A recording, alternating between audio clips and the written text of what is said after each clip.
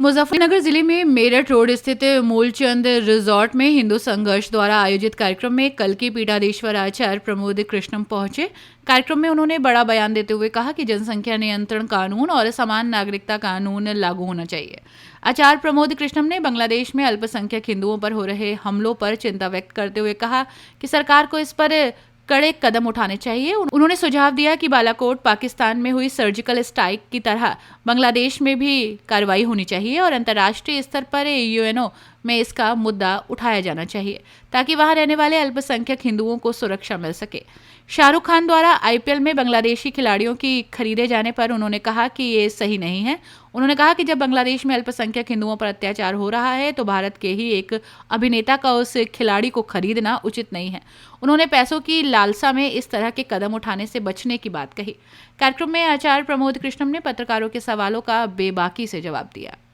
धरती से आया हूँ और ये मैं वहाँ से आया हूँ जहाँ भगवान आएंगे, और मैं वहाँ आया हूँ जहाँ शुक्रताल की धरती है जहाँ भगवान आए थे।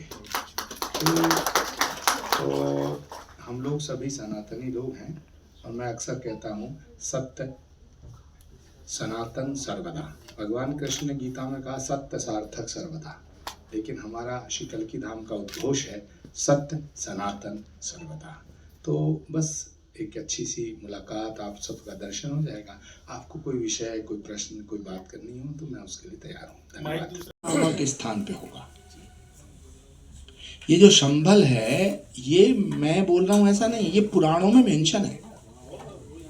श्रीमद् भागवत में, स्कंद पुराण में, कल्की पुराण में लिखा है कि भगवान राम ही पुनः धरती पर श्री कल्की के रूप में अवतार लेंगे और कल्की भगवान इस सृष्टि के अंतिम अवतार होंगे, उनके बाद कोई अवतार नहीं होगा। दो बातें लिखी हैं।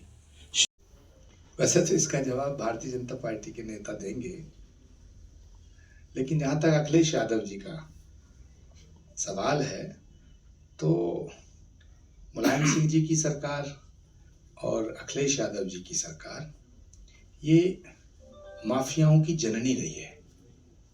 समाजवादी पार्टी की सही व्याख्या और विश्लेषण कुमारी बहन मायावती जी ने किया था और उन्होंने खुद कहा था, ये मेरे शब्द नहीं है, कि समाजवादी पार्टी का मतलब गुंडों की पार्टी। तो अब सवाल इसका है कि अपराध पर, कानून व्यवस्था पर अगर समाजवादी पार्टी के नेता बोलते हैं तो कहावत याद आती है, सूप बोले तो बोले, चल नहीं बोले जिसमें 72 छेद।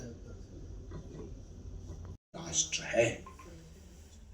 अब मैं ये बात जो कह रहा हूँ ये इसलिए कह रहा हूँ कि आप सब विद्वान लोग हैं, कलमकार हैं।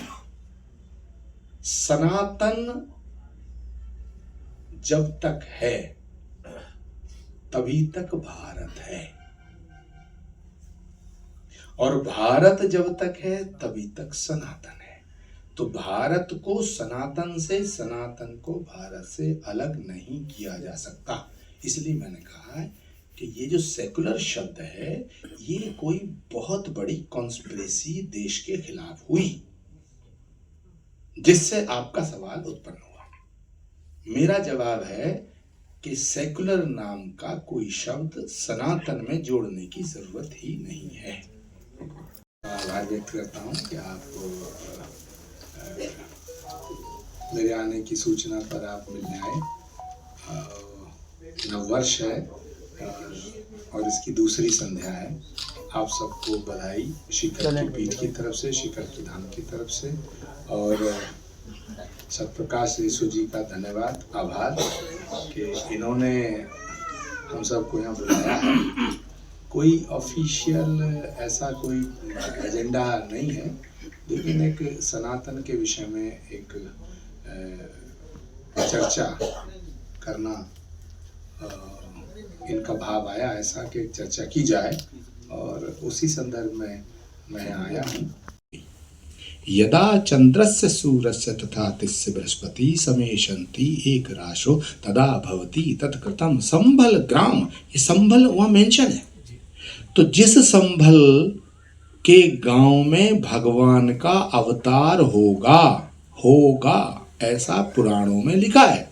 उसी स्थान पर पिछले वर्ष श्री नरेंद्र मोदी जी ने आकर के भगवान के अवतार से पहले श्री कल्की धाम बनाने की शुरुआत की, शिलान्यास किया।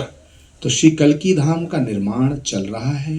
हमारा प्रयास है कि हम भगवान के होने वाले अवतार का धाम श्री कल्की धाम 2029 से। देखिए, बांग्लादेश की जो सत्ता है वो कट्टरपंथी संगठनों के हाथ में आ गई है और उसका परिणाम ये है कि वहाँ निर्दोष हिंदुओं को सिर्फ इसलिए मारा जा रहा है, सिर्फ इसलिए कि वो हिंदू हैं। ये पूरे विश्व के लिए खतरनाक है, not for only our country,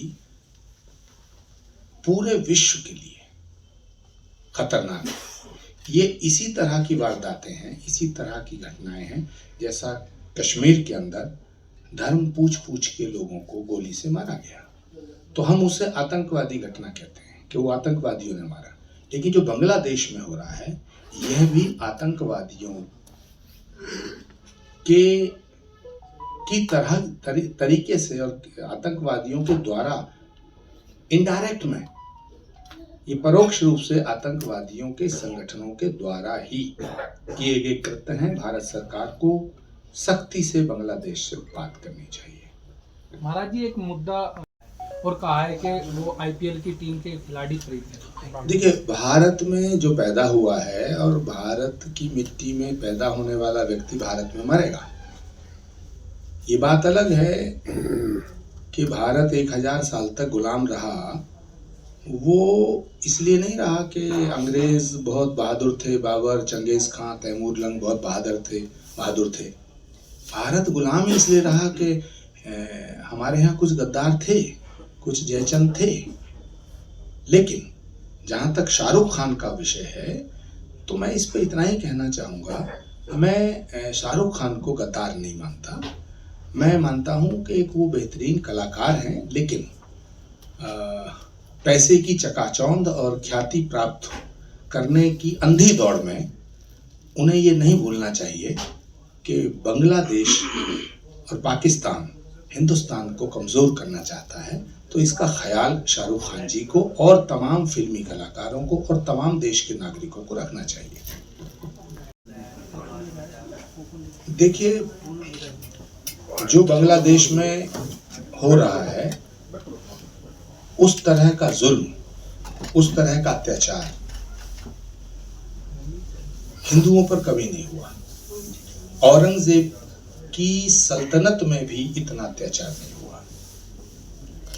लेकिन क्योंकि बांग्लादेश एक इंडिपेंडेंट नेशन है तो उस पर हम एकदम हमला कर दें या हम कोई ऐसी बात कह दें कि जो इंटरनेशनल लॉ के खिलाफ हो, क्योंकि किसी भी देश का दूसरे देश से अगर कोई विवाद है तो उसका एक डिप्लोमेटिक हल होता है।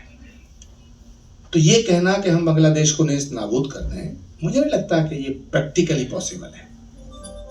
हमें बात करनी चाहिए। हम भारत के यशस्वी प्रधानमंत्री और भारत सरकार से ये आग्रह करते हैं कि हिंदुओं पर हो रहे लगातार जुल्म के खिलाफ वो बांग्लादेश से सख्ती से बात करें। बिल्कुल, यही बात, और यूनाइटेड नेशन तक इस बात को पहुंचाएं। फिर भी अगर बांग्लादेश के तमाम वो आतंकवादी संगठन और कट्टरपंथी ऑर्गेनाइजेशन अगर नहीं रुकते हैं तो फिर बालाकोट और ऑपरेशन सिंदूर जैसी चीजें तो नरेंद्र मोदी जी के हाथ में हैं।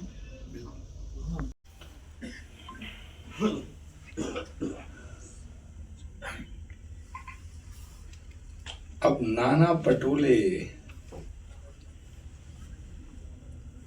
अगर भगवान राम की तुलना किसी से करें तो मुझे लगता है कि इसे अक्ल के दिवालियापन से ज्यादा कुछ नहीं कहा जा सकता। मर्यादा पुरुषोत्तम भगवान श्री राम की तुलना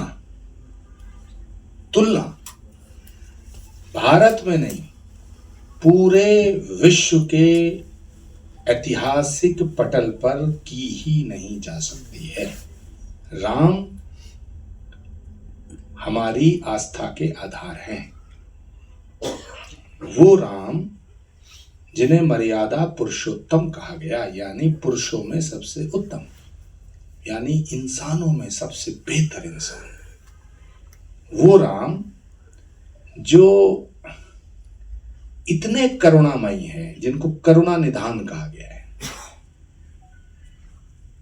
जो पंछी के भी जख्म को हाथ से धोते हैं।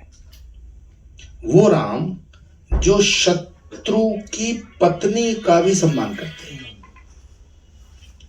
रावण के वध के पश्चात जब महारानी मंदोदरी उनसे मिलती हैं तो खड़े होकर के उन्हें प्रणाम करते हैं। वो राम जो खुद को वनवास देने वाली मां कैकेयी के भी चरण स्पर्श करके वनवास को जाने की इच्छा व्यक्त करते हैं। ऐसे राम जिन्होंने अहिल्या का उद्धार किया, ऐसे राम जिन्होंने शबरी के झूठे बेर खाए, ऐसे भगवान श्री राम की तुलना यदि कोई किसी ऐसे व्यक्ति से करता है जो बीफ खाने की वकालत करता हो, जो अपने पुरखों का सम्मान न करना जानता हो, जो सनातन संस्कृति और सभ्यता का अपमान करता हो, जिसे न भारत का पता हो न भारतीयता का पता हो, तो इससे अधिक दुर्भाग्यपूर्ण बात और कोई हो नहीं सकती। सेकुलर शब्द की परिभाषा देश की आजादी के बाद इस देश के नेताओं ने गलत की है। हिंदुओं को गाली देने का नाम सेकुलरिज्म नहीं है। हिंदू आस्था को चोट पहुंचाने का नाम सेकुलरिज्म नहीं है। राम मंदिर का विरोध करने का नाम सेकुलरिज्म नहीं है। श्री कल्की धाम के निर्माण पे पाबंदी लगाने का नाम सेकुलरिज्म नहीं है। किसी भी एक धर्म के प्रति बहुत ज्यादा लगाव दिखाने का नाम सेकुलरिज्म नहीं है। सही मायने में भारत में महात्मा गांधी सच्चे सेकुलर इंसान थे, जिनकी सभा की शुरुआत होती थी रघुपति राघव, राजा राम, पतित पावन सीताराम। दूसरा विषय आपने एक ही सवाल में उठाया कि धार्मिक होना। सनातन धर्म स्वतः सेकुलर है। सनातनी होने का मतलब ही सेकुलर है। सनातन किसी भी प्रकार की हिंसा की अनुमति नहीं देता। मनसा वाचा कर्मणा, तीनों प्रकार से, मनसा वाचा कर्मणा, वाणी से भी हिंसा नहीं होनी चाहिए, कर्म से भी नहीं होनी चाहिए। तो जो धर्म किसी भी तरह की हिंसा की अनुमति नहीं देता, जो धर्म नफरत की शिक्षा नहीं देता, जिस सनातन धर्म का उद्घोष है अयम निजे परवेति गणना लघुचेत सा उदार चरित नान्तु वसुधैव कुटुंबकम, वह तो स्वतः ही सेकुलर हो गया। जो धर्म कहता है सिया राम मैं सब जग जानी, करऊं प्रणाम जोर जुग पानी, प्रत्येक व्यक्ति में हम राम का दर्शन करते हैं। हमारी प्रार्थना है सर्वे भवन्तु सुखिना सर्वे सन्तु निरामया। हमने ये प्रार्थना नहीं की कि सिर्फ हिंदुओं का कल्याण हो। सर्वे सन्तु निरामया, सर्वे भवन्तु सुखिना, सब सुखी हो जाए। तो ये जो सेकुलर शब्द है, ये भारत के संविधान में या भारत की राजनीति में, सियासत में इसको जो लाया गया, उसके पीछे कोई बहुत बड़ी साजिश थी। जबकि सच बात यह है कि सनातन स्वतः ही सेकुलर है। कैसे देखते हैं? जब 2027 आएगा तो नरेंद्र मोदी और योगी आदित्यनाथ की आंधी चलेगी। और 2027 का जो योग है वो 7-2-9 और 2-11, ये विपक्ष 9-2-11 हो जाएगा। और उत्तर प्रदेश की जनता तीसरी बार पुनः सनातन की सरकार बनाएगी। अभी शुक्रताल में संतों की एक बड़ी संसद हुई थी, इसमें कहा गया था कि वो अगले जो प्रधानमंत्री है वो योगी जी को देखना चाहते हैं। योगी जी अभी उत्तर प्रदेश के मुख्यमंत्री हैं और उत्तर प्रदेश में बहुत सी लाइलाज बीमारियों का वो इलाज कर रहे हैं। जहाँ तक भारत के प्रधानमंत्री का सवाल है तो ये मुझे लगता है कि नरेंद्र मोदी जी चौथी बार अभी भारत के प्रधानमंत्री बनेंगे और जब इस तरह की कोई बात या इस तरह का कोई विषय आएगा तो उस पर बात की जाएगी। अभी इस तरह के प्रश्न पर कुछ भी कहना मुझे लगता है जल्दबाजी है। क्या बांग्लादेश में लगातार हिंदू की हत्या हो रही है लेकिन सरकार मौन है अभी तक? सरकार मौन नहीं है, सरकार कुछ जरूर कर रही होगी, क्योंकि जब पाकिस्तान ने भारत पर इनडायरेक्ट अटैक किए, टेररिस्ट अटैक हुए, तो उसका मुंहतोड़ जवाब देने का काम नरेंद्र मोदी सरकार ने किया। बालाकोट ऑपरेशन, ऑपरेशन सिंदूर, सारी दुनिया ने देखा, सर्जिकल स्ट्राइक हुई। बांग्लादेश भी एक सर्जिकल स्ट्राइक चाहता है, क्योंकि लातों के भूत बातों से नहीं मानते। हमें नरेंद्र मोदी जी पर पूरा भरोसा है कि वो बांग्लादेश को ऐसा मुंहतोड़ जवाब देंगे जो पाकिस्तान को दिया गया। महाराज जी, यूपी की कानून व्यवस्था पर फिर अखिलेश यादव ने सवाल उठाए। सच मायने में अखिलेश यादव जी की जो पार्टी है वो अपराधियों की जननी है। वहाँ नेता नहीं पैदा होते, वहाँ माफिया पैदा होते हैं। अगर ऐसी पार्टी का सुप्रीम लीडर, जिसकी पार्टी ने तमाम माफियाओं को पैदा करके पाल पोस के बड़ा किया, अगर वो सुप्रीम लीडर भी कानून व्यवस्था पे सवाल उठाते हैं, जिन्होंने निहत्थे रामलला पर गोलियां चलाई, रामलला के भक्तों पर, जिन्होंने मुजफ्फरनगर में दंगे करवाए, इस शहर को जलाने की साजिश की, जिन्होंने संभल को उजाड़ा, वो अगर ये बात कहते हैं कानून व्यवस्था पे, वो बात करे जो कानून का समर्थक हो, जिन्होंने कानून को तार तार किया है, वो अगर ऐसी बात करते हैं तो मुझे हंसी आती है। अखिलेश जी को अपने गिरेबान में झांक कर देखना चाहिए। जम्मू कश्मीर के मुख्यमंत्री की बेटी हिंदुस्तान को लिंचिस्तान बता रही है। जिनका दिल पाकिस्तान के लिए धड़कता है उन्हें हिंदुस्तान में नहीं रहना चाहिए। महाराज जी, अभी उत्तराखंड लक्सर में बिना त्यागी कुख्यात गैंगस्टर है, उसका एनकाउंटर पुलिस अभी लक्सर में हत्या हुई है, उसको लेकर अखिलेश यादव ने फिर सवाल उठाए हैं। मुझे इसकी जानकारी नहीं है।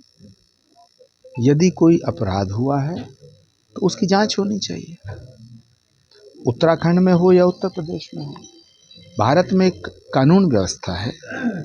यदि किसी को ऐसा लगता है तो उसका निदान न्यायालय है, उसका निदान बयानबाजी नहीं है, उसका निदान, उस समस्या का समाधान पॉलिटिक्स नहीं है, राजनीति नहीं है, जुडिशरी है। एक्स्ट्रा जुडिशियल किलिंग की अनुमति किसी को नहीं दी जा सकती। जनसंख्या नियंत्रण कानून कब तक, उम्मीद है कब तक पास? पॉपुलेशन कंट्रोल बिल आना चाहिए, कब तक आएगा ये तो सरकार बताएगी। हमारी मांग है आना चाहिए, कॉमन सिविल कोड आना चाहिए, हमारी मांग है। कब तक लाएंगी सरकार, कब तक लाएगी, ये सरकार का फैसला। Thank you.